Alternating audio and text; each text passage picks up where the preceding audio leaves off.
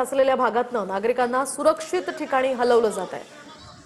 अनेक ठिकाणी अशा प्रकारे पाणी भरलेलं आहे आणि तिथे अडकलेल्या नागरिकांचं सुरक्षित रेस्क्यू केलं जात आहे एनडीआरएफ कडून।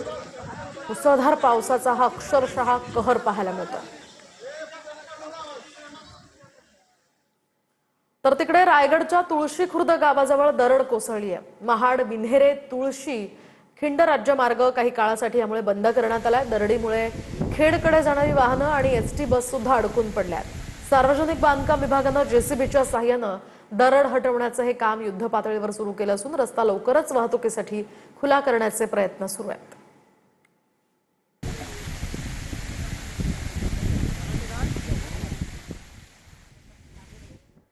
सावित्री खाडीवरील आंबेत पूल वाहतुकीसाठी बंद करण्यात आलाय। नागरिकांनी या मार्गाचा वापर टाळून पर्यायी मार्गांचा वापर करावा असं आवाहन प्रशासनाकडून करण्यात आलेलं आहे। आपण पाहतोय सावित्री खाडीवरील आंबेत पूल आता वाहतुकीसाठी बंद करण्यात आलाय। इथे साचलेलं पाणी आपण पाहू शकतोय, त्यामुळे सुरक्षिततेच्या कारणास्तव हा निर्णय प्रशासनाने घेतलाय। आंबेत पूल आता वाहतुकीसाठी पूर्णपणे बंद असणार आहे।